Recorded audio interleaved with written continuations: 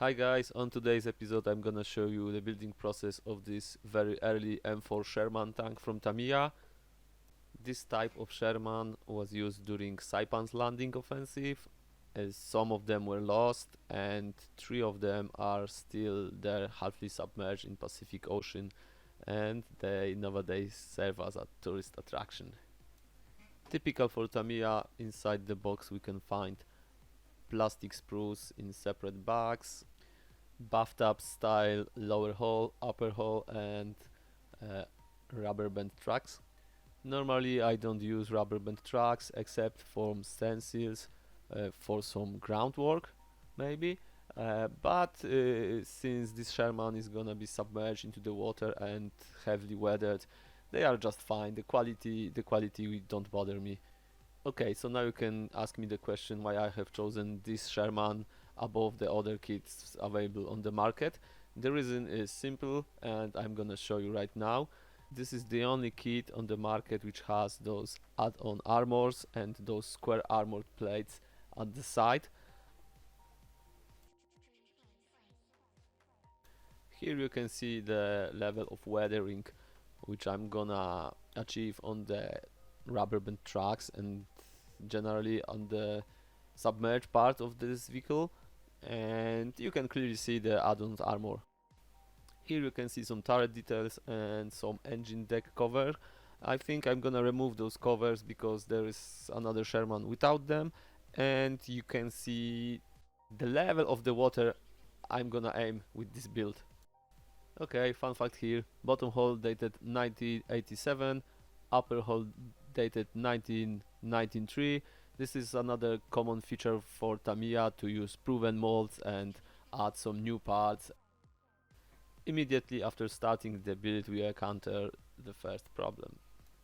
The kit consists of two lower front plate parts.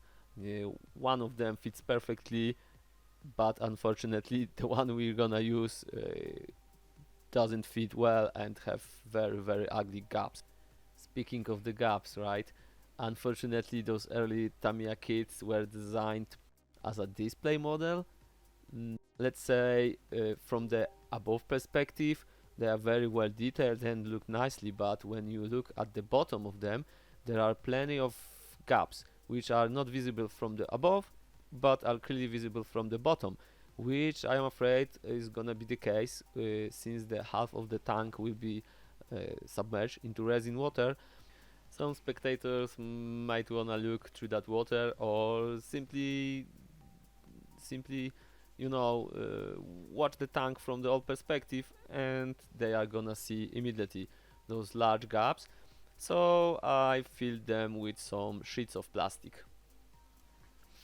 Having in mind those engine covers open on the side of the tank which I mentioned before, here we can see that this model has a different type of engine cover. The two large ones which are opened towards the back and the front, not to the sides of the tank, so I decided to remove them and simply keep this space open. Here you can see me struggling with another refillers for the gaps. I have discovered new large gaps which supposed to be interior parts of the fenders, or the, you can say, the bottom part of the upper hull or the upper part above the track lines, and there is nothing there basically, so I need to put something there because uh, there will be even larger gaps there. After closing all those gaps, next step was very simple, just to build 6 bogies with road wheels, 2 drive wheels and 2 idler wheels. All those wheels are movable thanks to the poly caps inside them. Next step was the gun bridge assembly. I've decided to make very simple interior for the turret, since at least 2 hatches were gonna be open on the turret, so I've decided to, instead of having empty shell, to add something interesting inside the turret. So as I mentioned, this is very simple assembly of the very basic gun bridge.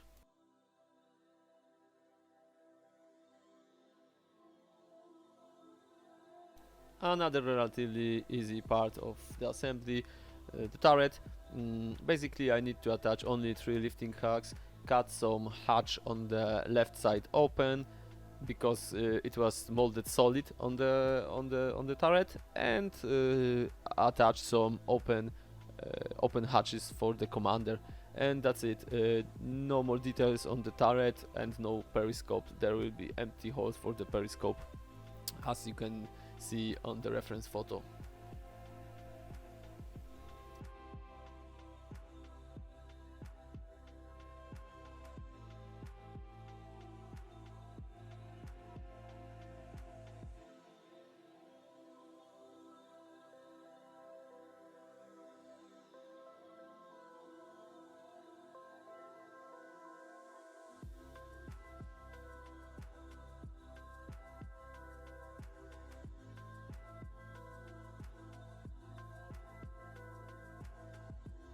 Okay, here I need to use some brute force to cut this hatch open.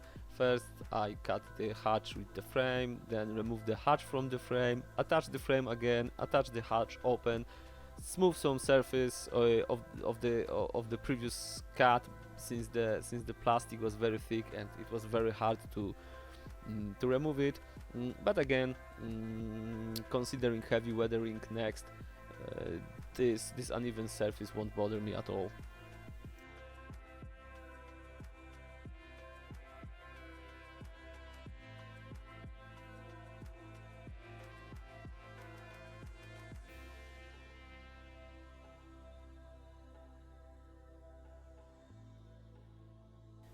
I've decided to use only 1/2 of the commander's hatch. Reference photos shows that there are Shermans with 2 hatches on the Saipan, and the 1/2. So I've decided to use the one. I thought it will be much more interesting. Um, the hatch itself is very simple. I just need to cut the square hole for the commander's periscope, since it was molded with the hatch.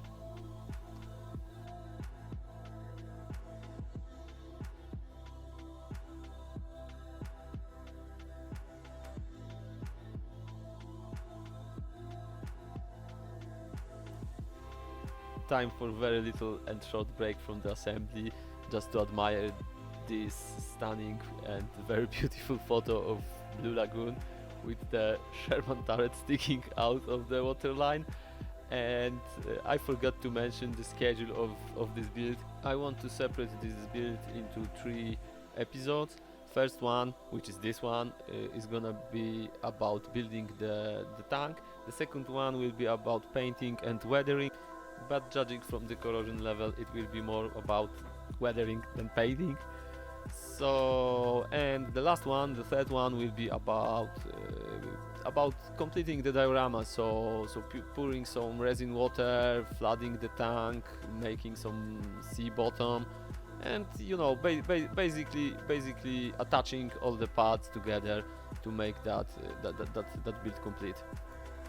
Okay, back to the assembly. Here you can see the complete turret with the gun attached on it.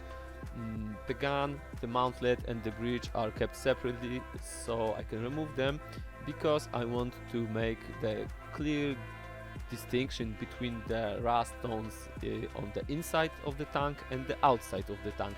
Since the inside was painted white, I thought it will be very interesting to just simply experiment and maybe use the different rust tones inside. Here back to the engine cover and the engine bay. I have second thoughts about, and I thought maybe I'm only gonna use one of those covers from the kit, or just put some plastic stripe at the center of the engine bay cover, just to make it look more interesting.